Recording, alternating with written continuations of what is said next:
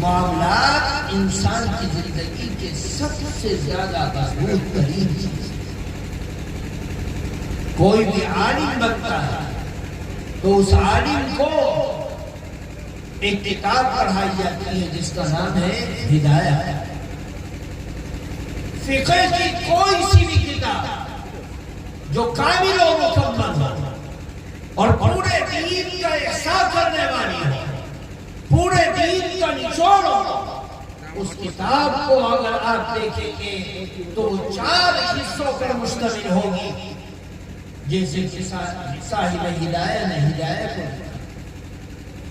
ان میں سے صرف ایک حصہ ایسا ہے جو عبادات پر مشتمل ہے، طہارت پر ہے، نماز پر ہے، روزے پر ہے، زکوٰۃ پر ہے، حج پر ہے. لیکن 3 حصے ایسے ہیں جن 3 حصوں کا تعلق معاملات سے ہے. پتہ چلا کہ دین کا 3 حصہ 75% دین کی دعوت، دین کی ترغیب، دین کا تعلق دین کی ان مسائل کا تعلق معاملات سے ہے جو معاملات ہر مومن کے لیے بے حد ضروری ہے. چاہے وہ بیوی کے ساتھ معاملہ ہو، چاہے وہ بچوں کے ساتھ معاملہ ہو، چاہے وہ اولاد کے ساتھ معاملہ ہو، چاہے وہ بھائیوں کے ساتھ معاملہ ہو، چاہے وہ رشتے ناتوں کے ساتھ معاملہ ہو، چاہے وہ پڑوسیوں کے ساتھ معاملہ ہو، اور چاہے وہ انجانے بیگانے اپنے پرائے کسی کے ساتھ معاملہ ہو. اگر معاملات کے اندر کھوٹ ہے تو وہ باوجود کے در میں سجدے کرنے والا ہے. اللہ اور اس کے رسول کی نظروں میں وہ صاف ستھرا انسان نہیں بن سکتا. میرے دوستو، اللہ تعالی نے معاملات کو کتنا دخل دیا ہے دین کے اندر. اتنا عجیب، اتنا عظیم الشان، کامل و مکمل دین دنیا کی زمین کے تختے پر نہیں آیا ہے، جس کے اندر پڑوسی کا یہ حق ہو کہ اے لوگوں، جب تم اپنے مکان کو بیچنا چاہو، جب تم اپنی دکان کو بیچنا چاہو، جب تم اپنی زمین کو بیچنا چاہو تو بغیر اپنے پڑوسی کی اجازت کے تم کسی اجنبی آدمی کو نہیں بیچ سکتے. اسلام یہ دعوت دیتا ہے اور اسلام یہ حکم دیتا ہے کہ اگر کوئی شخص اپنے پڑوسی کی اجازت کے بغیر اس سے جا کر پوچھے کہ میں اپنے مکان کو بیچنا چاہتا ہوں، میں اپنے دکان کو بیچنا چاہتا ہوں، میں اپنی زمین کو بیچنا چاہتا ہوں، میں اپنے باغ کو بیچنا چاہتا ہوں، تم خریدنا چاہتے ہو یا نہیں؟ اگر وہ منع کر دے کہ ہم نہیں خریدنا چاہتے تو آپ جس کو جی چاہے بیچیں، اس کی طرف سے اجازت ہے. اور اگر وہ بیچنے کا اچھک ہے تو پھر شریعت یہ کہتی ہے کہ اس کا حق ہے کہ اس کو بیچے. اگر تم اس کی اجازت کے بغیر باوجود کہ وہ راضی تھا اور تم نے دوسرے کو بیچ لیا اور وہ عدالت میں جا کر کھڑا ہو گیا تو اللہ کے دین کی اور نبی کا لایا ہوا دین یہ حکم دیتا ہے کہ اس سودے کو کینسل کیا جائے گا اور پڑوسی کے حق میں دیا جائے گا. میرے دوستوں بزرگوں، اس طریقے کے انیک معاملات ہیں جن کا ہماری زندگی سے تعلق ہے اور ہمیں حکم ہے کہ ان معاملات کے اندر بالکل لوہا ناٹ رہنا، رائی کی دانے کے برابر بھی کوئی لچک نہ ہو. اگر تمہاری زندگی میں معاملات کے اندر کمی آ گئی تو تم کبھی بھی اللہ کے ولی نہیں بن سکتے. چاہے جتنا تہجد پڑھنے والے، چاہے جتنی قرآن کی تلاوت کرنے والے، چاہے تم جتنے حج کرنے والے ہیں، لیکن اگر تمہارے معاملات کے اندر کھوٹ ہے تو تمہیں پکڑ لیا جائے گا. اور بعض معاملات ایسے ہیں جن معاملات کے اوپر آخرت کی کامیابی کا دار و مدار ہے کہ روک لیا جائے. پکڑ لیا جائے۔ میرے بزرگوں دوستوں، ہم لوگ آپس میں تجارت کرتے ہیں اور اس تجارت کے اندر مال کا لینا اور مال کا دینا ہوتا ہے۔ ہم بہت سے کام ایسے کرتے ہیں، کبھی ناپ توڑ میں کمی کر دیتے ہیں، کبھی ٹیچر سے ناپنے میں کمی کر دیتے ہیں، کبھی دینے میں کمی کر دیتے ہیں، کبھی دھوکہ دے دیتے ہیں، کبھی کچھ زیادتی اور کمی کر دیتے ہیں، جس کا اثر ہماری امانت و دیانت کے اوپر پڑتا ہے، اور یہ امانت و دیانت خالصتاً ایسی ہو جاتی ہے کہ ہمارے معاملات کا کھوٹ ہمارے ایمان و اعمال کو ڈاماڈول کرتا ہے اور ہم محسوس نہیں کر پاتے۔ اللہ کے نبی صلی اللہ علیہ وسلم کی لائی ہوئی شریعت،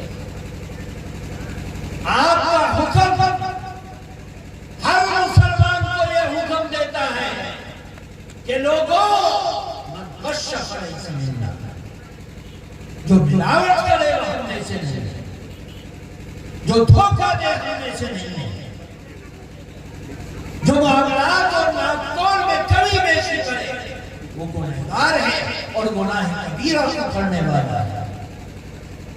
میرے بزرگوں دوستوں، ہم اپنی دکان کے کمزور مال کو کھڑا بنا کر، پیش کر کے، دعوت دے کر، ترغیب دے کے، حریص بنا کر ہم گراہک کو دے دیتے ہیں، اور اس معاملات کی خرابی کا اثر یہ ہوتا ہے کہ وہ مال لے کر جاتا ہے اور ساری زندگی گالی دیتا ہے کہ مجھے دھوکہ کر،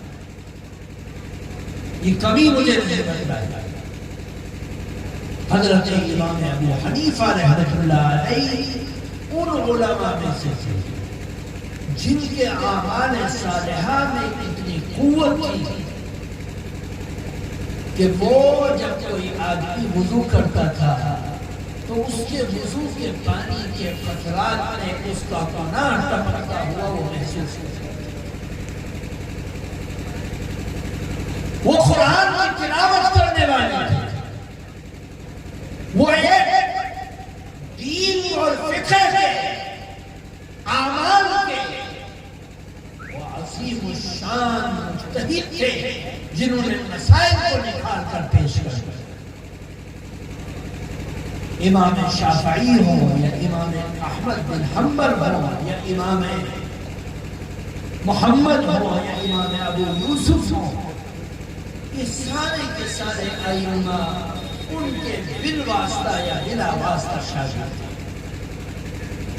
امام بخاری، امام مسلم ہو، ابو داؤد ہو، یہ سارے کے سارے محدث امام ابو حنیفہ رحمۃ اللہ علیہ کے واسطہ یا بلا واسطہ، واسطہ در واسطہ ان کے شاگرد ہیں۔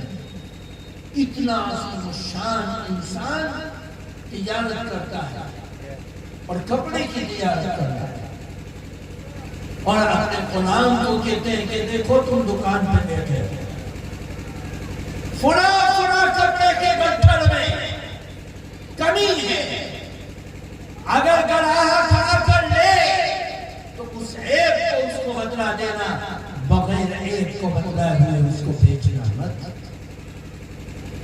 ایک مرتبہ آئے، دیکھا فلاں گٹھڑ ایک رکھا ہوا تھا جس میں عیب تھا،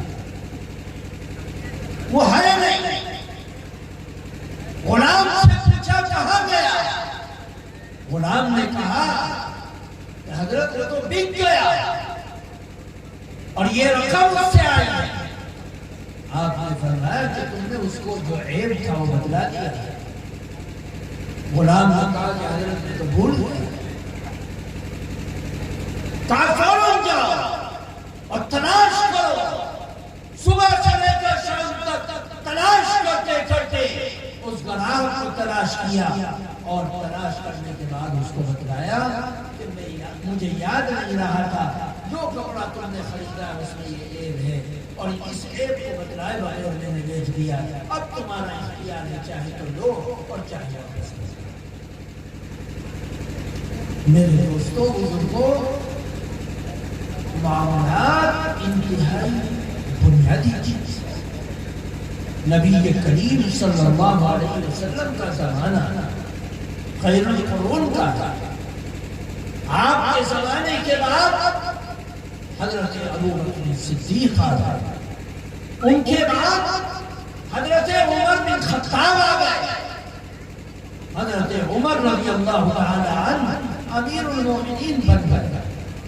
آپ گلیوں میں چکر لگاتے ہیں، چوکوں پر جاتے ہیں، کنارے کی بستیوں میں جاتے ہیں، غریبوں میں جاتے ہیں، اور سوچ کر جاتے ہیں کہ کہیں کوئی پریشان حال آدمی ہو میں اس کی مدد کروں۔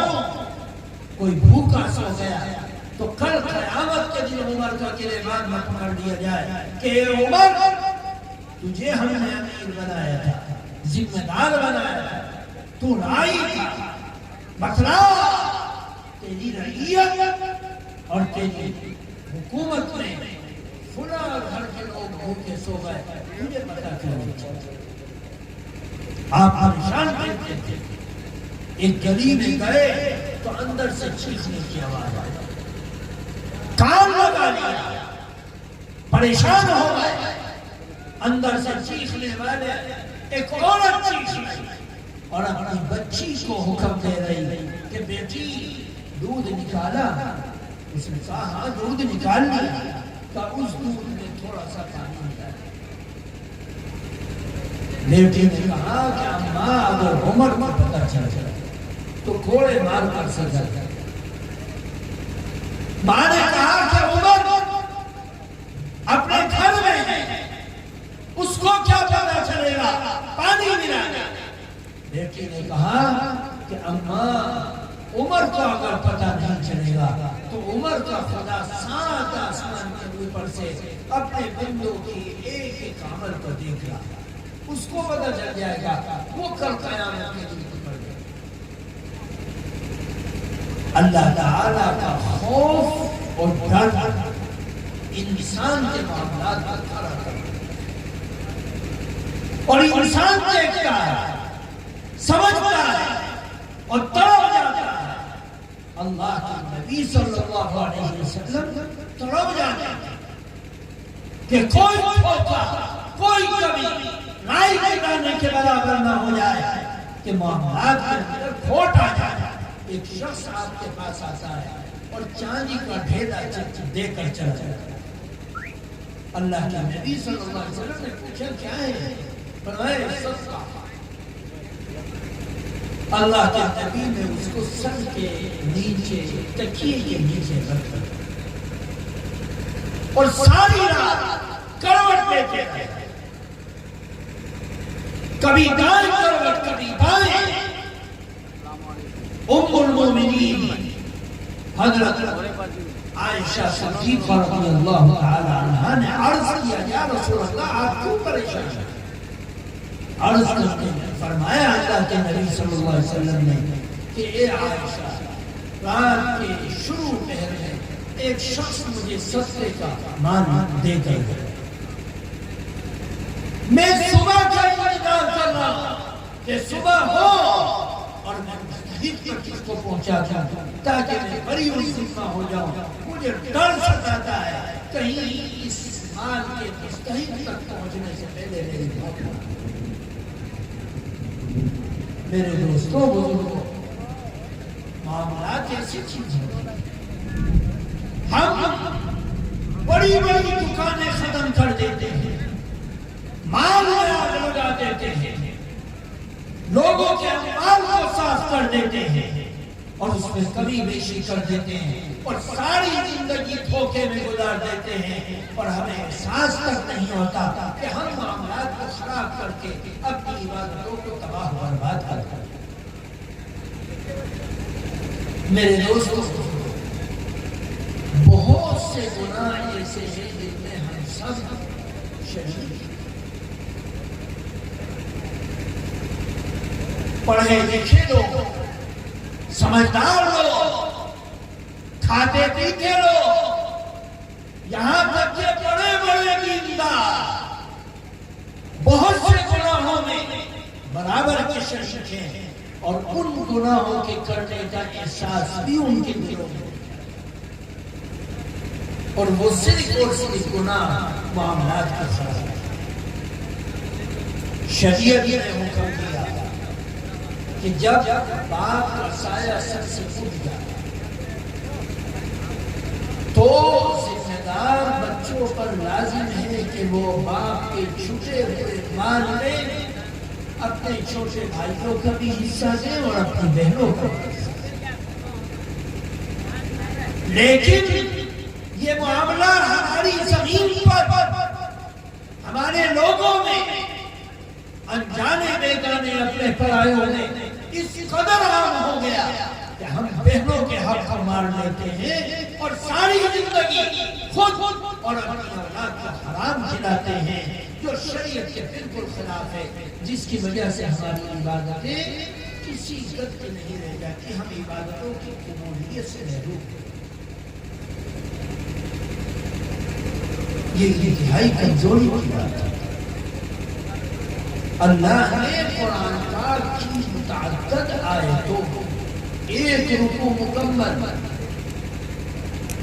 اور اس رکوع کے علاوہ متعدد آیتوں میں متعدد صورتوں میں بچے ہوئے مرنے والے کے مال کے حقوق کو بیان کیا، ان کے مسائل کو بیان کیا ہے، ان کی تقسیم کو بیان کیا ہے، ان کی وراثت کو بیان کیا ہے۔ ہم اس وراثت کو گرم نوالا سمجھ کر کھا جاتے ہیں اور ساری زندگی کھاتے رہتے ہیں، ہمیں احساس نہیں ہوتا۔ ابھی ہمارے ساتھ ایک سمجھدار آدمی تھے، انہوں نے کہا میرے باپ نے یہ چھوڑا اور یہ چھوڑا، میرے پاس اتنا ہے، بہنوں کا ذکر نہیں کیا۔ یہ ساری چیزیں اچھے خاصے کھاتے پیتے گھروں میں، پڑھے لکھے خاندانوں میں یہ سب چیزیں ہوتی ہیں، اور یہ اس معاملے کی خرابی کے اندر ہم سب برابر ہیں۔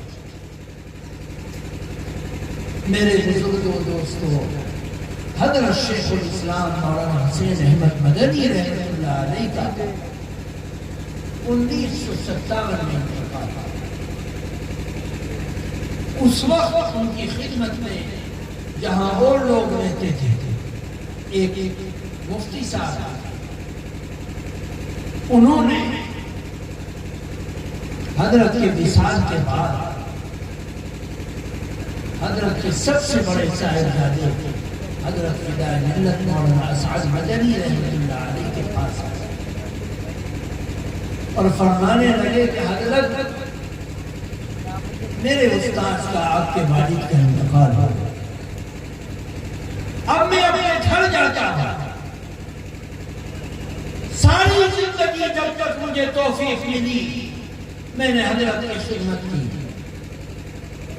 حضرت کی شاگردی میں رہا، اب میں اپنے گھر جا رہا ہوں، میں چاہتا ہوں کہ حضرت کے کوئی کرتا یا ٹوپی یا کوئی رومال مجھے مل جائے جس کو تبرک کے طور پر میں استعمال کروں اور میں اس سے اپنے ایمان و اعمال میں ٹھنڈک محسوس کروں۔ حضرت فدائے ملت رحمۃ اللہ علیہ نے ان کو جو جواب دیا وہ سب ہماری آنکھوں کو کھولنے والا ہے۔ فرمانے لگے کہ مفتی صاحب آپ فارغ ہو کر جا رہے ہیں اور آپ ایک چیز کو طلب کر رہے ہیں، لیکن میں آپ چاہت پر کھڑا نہیں اتر سکتا، میں حضرت کا کوئی کرتا یا ٹوپی آپ کو دے نہیں سکتا، کیونکہ میرے بھائی بہن چھوٹے ہیں، نابالغ ہیں، جب تک وہ اجازت نہیں دیں گے اس کرتے یا ٹوپی کے دھاگے کے بھی مالک میں نہیں ہوں، میں اس لیے آپ کو کوئی چیز نہیں دے سکتا۔ حضرت مفتی صاحب مرحوم ہو گئے، مجھے خود ڈائریکٹ سنایا یہ معاملات کا کھڑا کرتا کہ آپ بھی سوچ رہے، ابھی چند مہینے پہلے کی بات ہے، دوسری خرابی ہمارے اندر کیا ہے، معاملات کی خرابی۔ ایک 90 سال کی عورت ہمارے ادارے میں آ گئی اور اس کا شوہر جو ہے وہ بھی ہمارے ادارے میں رہتا ہے. وہ 90 سال کی عورت اور ظاہر سی بات ہے اس کا شوہر اس سے بڑا ہوگا, وہ 90 سے اوپر کا ہوگا. اس نے کہا کہ مولانا صاحب میرا ایک معاملہ ہے, آپ اس کا فیصلہ کریں. ہمارے لوگوں نے کہا بھائی کیا معاملہ ہے؟ کہا یہ جو بڑے میاں تمہارے پاس رہتا ہے میرا شوہر ہے, اس میں میرا بہت ہے. 90 سال زندگی کے مدد گئے اور کتنے بچے ہو گئے, بچیاں ہو گئی, پوتے ہو گئے, نواسے ہو گئے, پڑ پوتے ہو گئے, پڑ نواسے ہو گئے, اور آج تک اپنی بیوی کا وہ مہر نہیں ادا کر سکا. یہ معاملہ ہم اس کو محسوس ہی نہیں کرتے کہ ہم گناہ کر رہے ہیں, ہم حق کو چھین رہے, زبردستی معاف کروا رہے ہیں.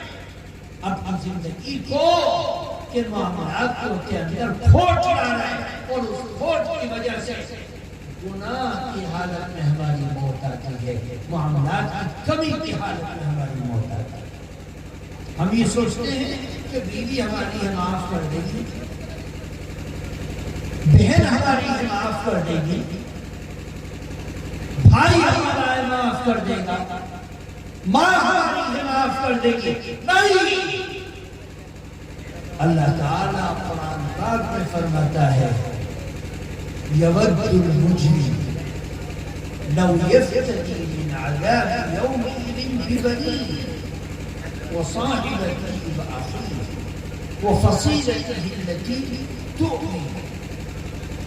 مجرم قیامت کے دن جب جرم کے ساتھ کھڑا کیا جائے اور اللہ کا عذاب اس کی نگاہوں کے سامنے ہوگا اور وہ تڑپتا ہوگا, فرمایا قیامت کے دن سب سے پہلا کام اللہ تعالیٰ حساب و کتاب سے پہلے یہ کرے گا فلا انساب بینہم یومئذ ولا یتساءلون.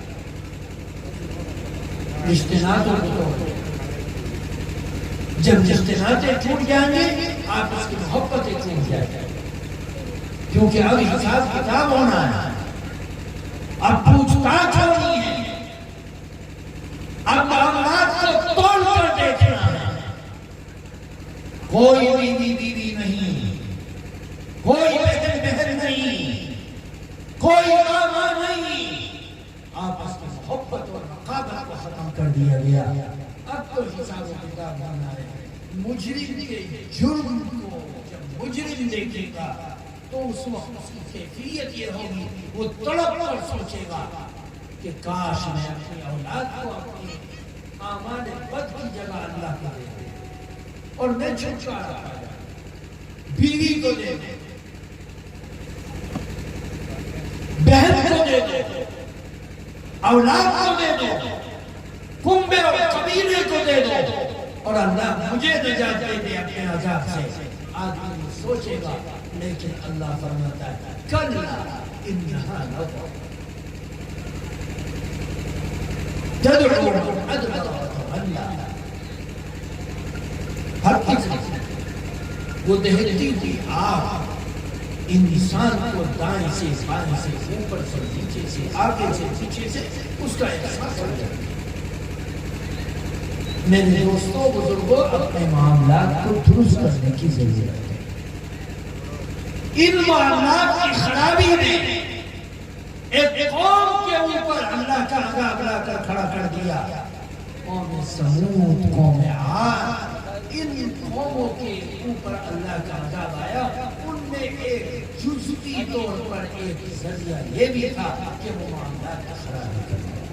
انہوں نے اللہ سے معاہدہ کیا کہ اللہ ہم تیری اونٹنی کے اندر کوئی خواص نہیں کرتے, لیکن اس معاملات اور معاہدے کے خلاف چلے اور اس اونٹنی کے پکچے کاٹ دیے, اس کی گردن کاٹ دی, اس کے ٹکڑے کر دیے اور اللہ کے کیے ہوئے وعدے کے معاملات کے اندر خراب.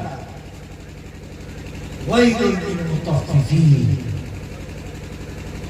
ہلاکت اور بربادی ہے ناپ توڑنے کے نہیں کرنے والے، دھوکہ دینے والے، جنہوں نے اللہ کے دیے ہوئے مال میں ناپ توڑ میں کمی کی اور کمی کرنے کے نتیجے میں وہ دھوکہ دینے والے بنے۔ میرے دوستوں بزرگوں، معاملات کی خرابی سے نقصان کیا ہے؟ نقصان یہ ہے کہ اللہ تعالیٰ نے نبی پاک صلی اللہ علیہ وسلم کی زبان اقدس سے ہمیں یہ عمل بتایا کہ یہ لوگوں اپنے معاملات کو کھڑا رکھو گے تو پھر تمہارے معاملات میں کھڑا پر آئے گا تو تمہارے اموال پاکیزہ ہو جائے۔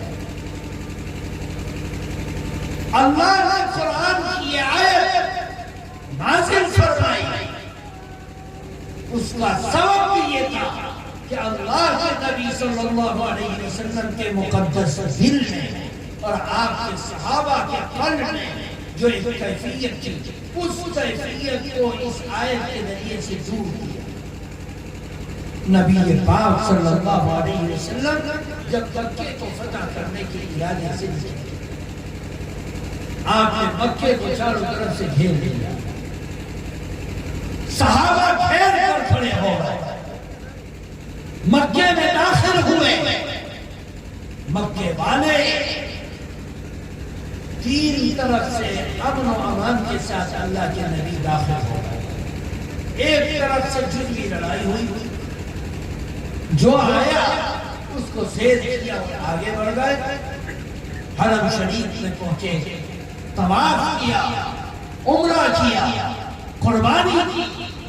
اللہ کے نبی صلی اللہ علیہ وسلم کے صحابہ نے یہ سب عمل کیا، اور بڑے بڑے مشرکین مکہ کے سردار مکہ چھوڑ کر چلے۔ ابو سفیان اسلام لے آیا، اکرمہ بن ابی جہل چھوڑ کر چلے گئے، ابو لہب کی اولاد چھوڑ کر چلے گئے۔ پہاڑوں پر سے جا جا منظر دیکھ رہے کہ آج کتنا قتل عام ہوگا، کتنا قتل عام ہوگا۔ ایک صحابی جوش میں آ گیا اور انہوں نے نعرہ دے دیا، الیوم یوم الملحمہ، آج گوشت کاٹنے کا دن ہے کہ ہماری تلواریں دشمنوں کے جسم کو کاٹیں گے، ان کا خون بہائیں گے، ان کے گوشت کے ٹکڑے کریں گے۔ اللہ کے نبی صلی اللہ علیہ وسلم نے سنا، آپ تڑپ کر باہر آ گئے اور اعلان کیا، الیوم یوم المرحمہ، آج رحم کرنے کا دن۔ تم لاچاری میں اپنے دشمنوں کے ساتھ رحم کرتے تھے، تمہارے ایمان کا تقاضا تھا، کمزوری کہی جا سکتی تھی، لیکن آج تم طاقتور ہو، آج تمہارے ایمان پر ٹٹولا جائے گا کہ تمہارا رحم کتنا بڑا ہے۔ آج تم ان پہ قوت پا چکے ہو، ان پر رحم کر کے دکھاؤ۔ خبردار، کوئی کسی بچے کو قتل نہیں کرے گا، کوئی کسی عورت پر تلوار نہیں چلائے گا، کوئی کسی بوڑھے کو قتل نہیں کرے گا۔ خبردار، کسی نے اپنے گھر کی دہلیز کے دروازے کو بند کر لیا، کوئی اس دروازے کو نہیں کھلوایا۔ یہ رحم کرنے کا دن۔ اللہ کے نبی صلی اللہ علیہ وسلم کا معاملہ کے پاس گئے، آپ نے فرمایا کہ اس کی چابی کس کے پاس ہے؟ تو عثمان کے پاس ہے۔ عثمان متولی ہے، قریب مردار ہے۔ اللہ کے نبی نے قاسم کو بھیجا کہ جاؤ ان سے چابی لے کر آؤ۔ قاسم گیا، عثمان نے کہا کہ مجھ سے تو چابی بڑے بڑے سردار نہیں دے سکتے، آپ کیوں طلب کریں گے؟ اللہ کے نبی صلی اللہ علیہ وسلم نے فرمایا کہ جاؤ دوسرے قاسم کو بھیجو۔ وہ گئے، انہوں نے طلب کیا، انہوں نے نہیں دیا۔ جب لوگوں نے ان کا پیچھا کیا تو احتجاج کے عالم میں کعبۃ اللہ کی چھت پر چڑھ جائے کہ چابی نہیں دوں گا۔ اللہ کے نبی صلی اللہ علیہ وسلم نے فرمایا کہ لاؤ تم دے دو پھر واپس کر دو. وہ دے دی گئی چابی اللہ کے نبی کے ہاتھوں میں آئی. آپ نے چوکھٹ کو کھولا, چوکھٹ کھلی, صحابہ گئے اندر پاک کیا. جب آپ نے اور صحابہ نے نماز پڑھ لی, کعبۃ اللہ کی چوکھٹ میں تالا لگایا. اب وہ تالی لینے کے لیے بڑے بڑے اجلہ صحابہ قریب آ گئے. کہ آج دیکھو اللہ کے نبی کس کو چابی دے گے, جس کے ہاتھ میں چابی آ جائے گی قیامت تک کوئی اس سے چابی نہیں دے سکتا, کیونکہ آقا نے اس کو چابی دی. نبی پاک صلی اللہ علیہ وسلم کے اوپر وحی کے آثار میں آیا. آپ بھیٹ گئے, وحی آیا. اللہ کے نبی صلی اللہ علیہ وسلم تھوڑی دیر میں کھڑے ہوئے. آپ نے فرمایا, قرآن کی آیت پڑھی, ان اللہ یأمرکم ان تؤدوا الامانات الی اہلہا. بے شک اللہ تعالیٰ تمہیں حکم دیتا ہے کہ تم امانت کو امانت والے کی سپرد کرو. اللہ کے نبی نے یہ آیت پڑھی, صحابہ پیچھے ہٹ گئے, اور وہ عثمان جو ایمان کا کلمہ نہیں پڑھے تھے وہ قریب بلائے گئے, اور ان کے ہاتھوں میں وہ امانت سپرد کی گئی, اور قرآن کی آیت تلاوت کی گئی. تو انہوں نے نبی پاک صلی اللہ علیہ وسلم کے مقدس دین کی تعلیمات کو قریب سے اپنی آنکھوں سے دیکھا. ان کے دل میں ایسا اثر پیدا ہوا کہ انہوں نے فوراً نبی پاک صلی اللہ علیہ وسلم کا لایا ہوا کلمہ اپنی زبان پر جاری کر دیا, اور وہ ایمان کی نعمت سے مالا مال. آج تک ان کے خاندان میں وہ چابی چلی آ رہا ہے.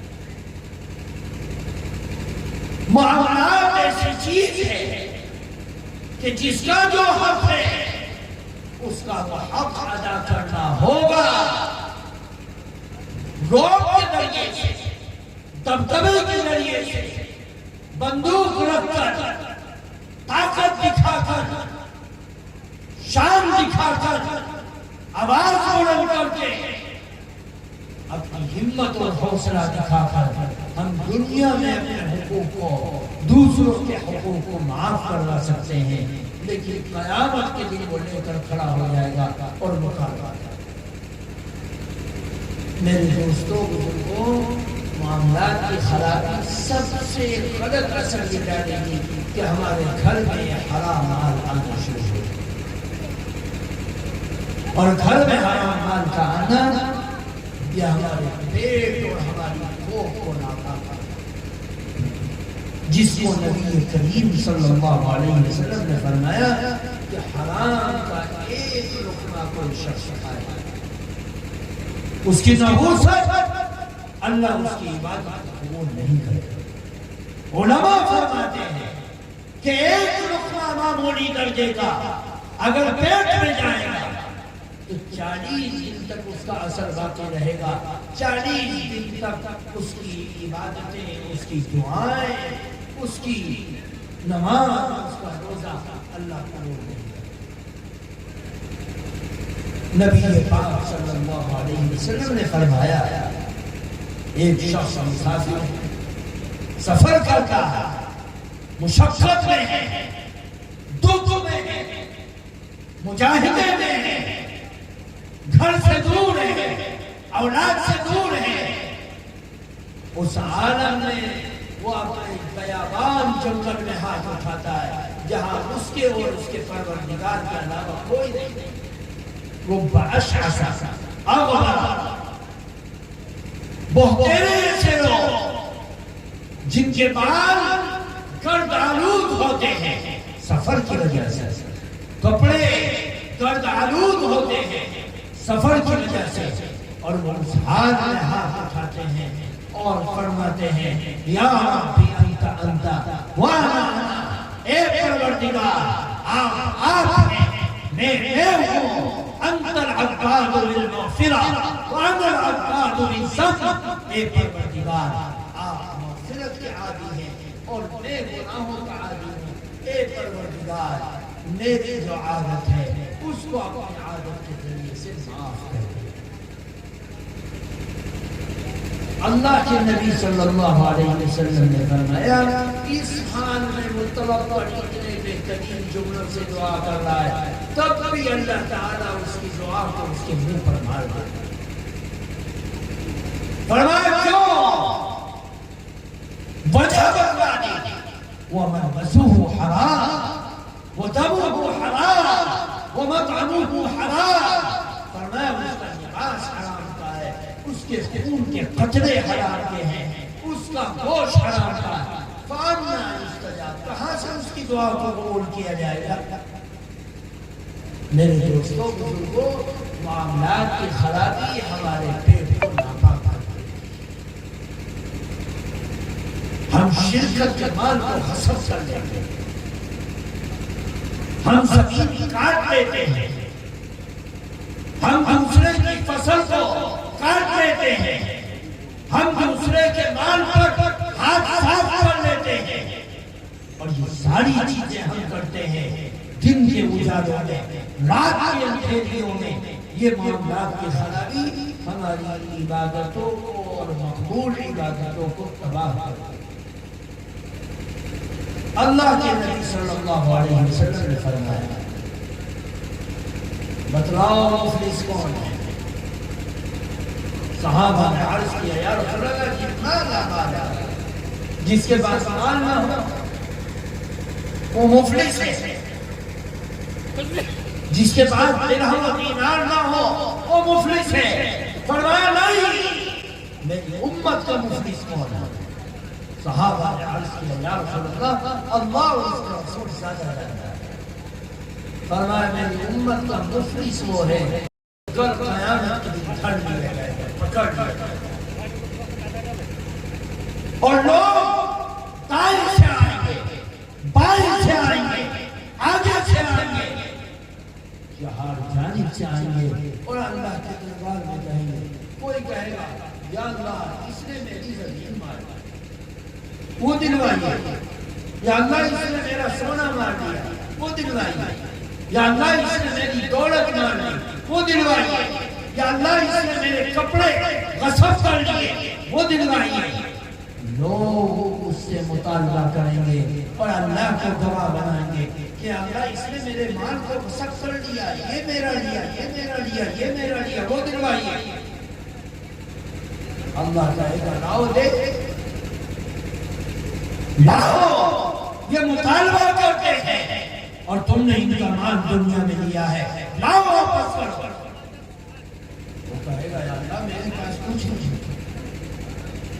اللہ ان طلب کرنے والوں کے گناہوں کے انبار کو اس کے سر پر ڈالا اور وہ گناہوں کے انبار لے کر جائے گا، کیونکہ مال ہے نہیں جو واپس کر سکتا، نیکی ہے نہیں جو اس کی نیکی لے دی جائے۔ یہ سارے احوال اس شخص کے ساتھ ہیں جو مفلسی کے عالم میں مانتا ہے۔ میرے بزرگوں اور دوستوں، اپنے معاملات کو کھڑا کریں، یا تو شرکت مت کرو، اور اگر کرو تو ایمان و اعمال کی طرح اس کی نگرانی کرو۔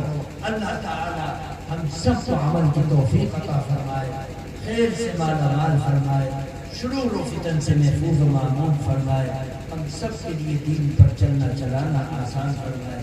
سبحان اللہ و بحمدہ، سبحانک اللہم و بحمدہ، ونشہد ان لا الہ الا انت۔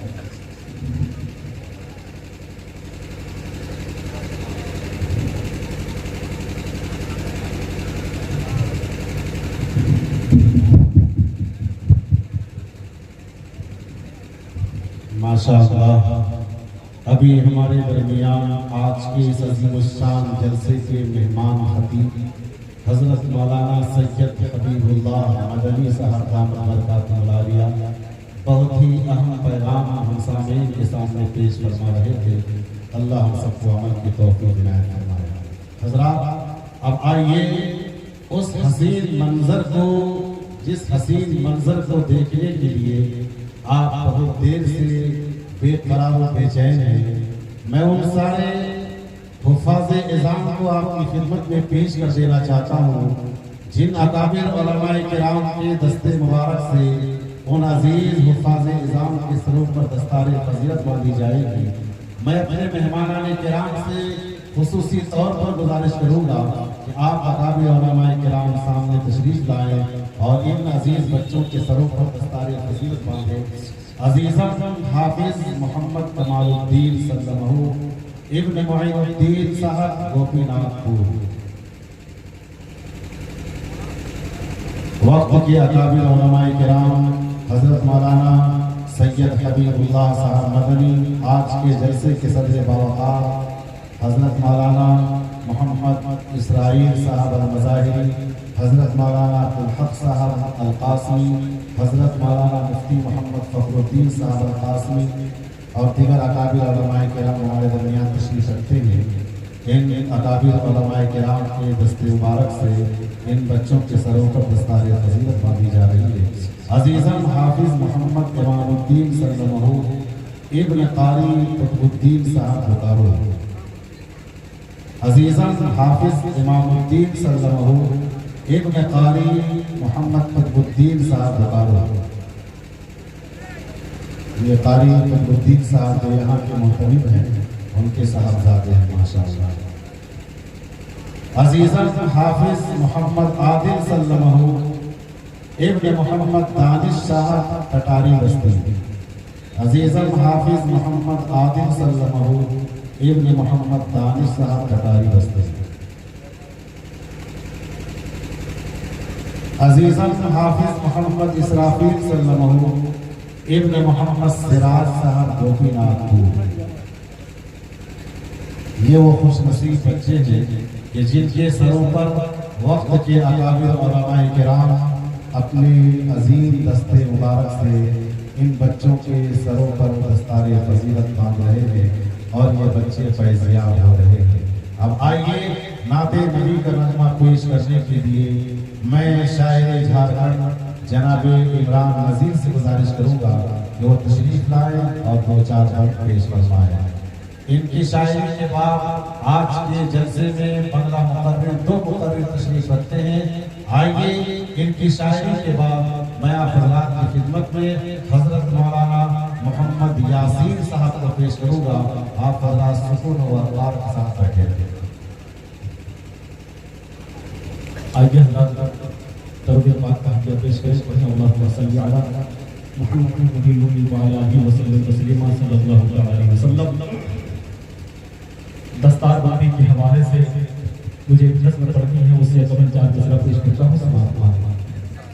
ایک مرتبہ دونوں ہاتھوں کے اٹھا کر بول دیجیے سبحان اللہ، دونوں ہاتھوں ماشاءاللہ پیش کرتا ہوں۔ سماعت مالک کہ حق نعت پیغمبر کا ادا کون کرے گا، بول دیا عاشقو سبحان اللہ، کہ حق نعت پیغمبر کا ادا کون کرے گا، ادا کون کرے گا، ادا کون کرے گا، حق نعت پیغمبر کا ادا کون کرے گا، کہ حق نعت پیغمبر کا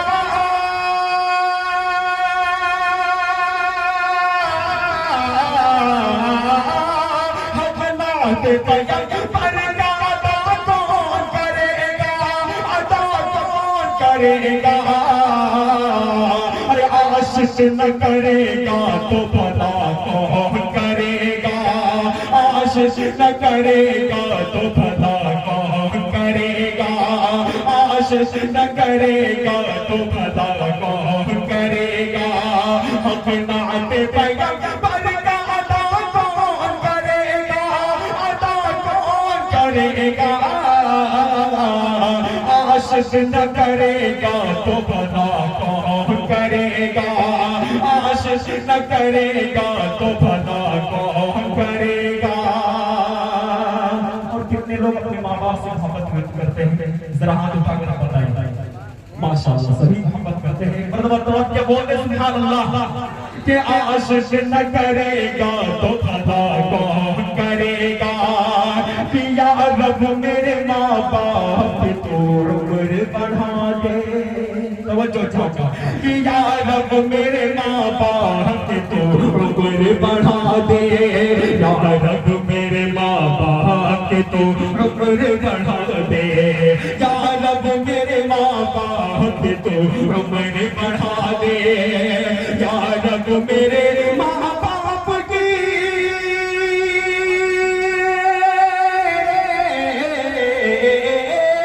या रब मेरे माँ बाप की तो उम्र बढ़ा दे, तो उम्र बढ़ा दे, वरना मेरे जीने की दुआ कौन करेगा, वरना मेरे जीने की दुआ कौन करेगा, वरना मेरे जीने की दुआ कौन करेगा, हक नात बयान पर का अदा कौन करेगा, अदा कौन करेगा, आशिक न करेगा तो भला कौन करेगा, आशिक न करेगा तो भला कौन करेगा। दो तीन शेर दस्तार बंदी के हवाले से पेश करता हूँ समाज कि दस्तार फजीलत अल्लाह की रहमत, दस्तार फजीलत अल्लाह की रहमत, दस्तार फजीलत अल्लाह की रहमत, वो शख्स मुक़द्दर का निहायत ही धनी है, वो शख्स मुक़द्दर का निहायत ही धनी है, जिस शख्स को दस्तार फजीलत की मिली है, दस्तार फजीलत अल्लाह की रहमत, दस्तार फजीलत अल्लाह की रहमत, वो शख्स मुक़द्दर का निहायत ही धनी है, वो शख्स मुक़द्दर का निहायत ही धनी है, जिस शख्स को दस्तार फजीलत की मिली है, दस्तार फजीलत अल्लाह की रहमत। पहला मन पेश करता हूँ महात्मा ने कि दस्तार फजीलत अल्लाह की रहमत, कि जो लोग किया करते हैं कुरान की तिलावत, तो जो चाहता कि जो लोग किया करते हैं, जो लोग किया करते हैं कुरान की तिलावत, जो लोग किया करते हैं कुरान की तिलावत, अल्लाह की रहमत की नजर उन पे पड़ी है, दस्तार फजीलत अल्लाह की रहमत, दस्तार फजीलत अल्लाह की रहमत। बहुत बहुत शुक्रिया कि दस्तार फजीलत अल्लाह की रहमत, जो लोग किया करते हैं कुरान की तिलावत, जो लोग किया करते हैं कुरान की तिलावत, जो लोग किया करते हैं कुरान की तिलावत, अल्लाह की रहमत की नजर उन पे पड़ी है, दस्तार फजीलत अल्लाह की रहमत। और ये शेर इमामुद्दीन बाबू और इसराफिल बाबू के हवाले से पेश करता हूँ समाज वाले कि दस्तार फजीलत अल्लाह की रहमत, कि इमामुद्दीन इसराफिल का रुतबा हुआ आला, इमामुद्दीन इसराफिल का रुतबा हुआ आला, इन दोनों को जो दौलत कुरान मिली है, दस्तार फजीलत अल्लाह की रहमत, दस्तार फजीलत अल्लाह की रहमत। और कमालुद्दीन इसराफिल वो आदिल हुए हाफिज़, कमालुद्दीन इसराफिल वो, कमालुद्दीन इसराफिल वो आदिल ہوئے حافظ خوشیوں کی کلی دل میں جو دل کے کلی ہے دستار فضیلت اللہ کی رحمت دستار فضیلت اللہ کی رحمت بچوں کے اساتذہ کرام کے حوالے سے ایک بند پیش کرتا ہوں سماعت والے کہ دستار فضیلت اللہ کی رحمت کہ کتب دین شریف دین کیے محنت کا ہے ثمرہ کتب دین شریف دین کیے محنت کا ہے ثمرہ ان بچوں کے جو سر پہ دستار بندھی ہے دستار فضیلت اللہ کی رحمت دستار فضیلت اللہ کی رحمت آخری بند دعاؤں کے ساتھ ساتھ کرتا ہوں سماعت والے کہ دستار فضیلت اللہ کی رحمت مدرسہ اشرفیہ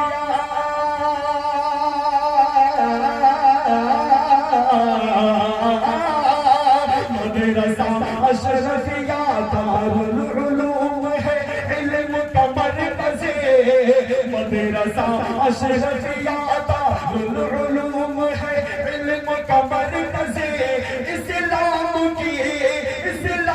کی شمع یہاں ہر وقت جلی ہے دستار فضیلت اللہ کی رحمت دستار فضیلت اللہ کی رحمت وہ شخص مقدر کا نہایت ہی دھنی ہے وہ شخص مقدر کا نہایت ہی دھنی ہے وہ شخص مقدر کا نہایت ہی دھنی ہے جس شخص کو دستار فضیلت کی ملی ہے دستار فضیلت اللہ کی رحمت دستار فضیلت اللہ کی رحمت دستار فضیلت اللہ کی رحمت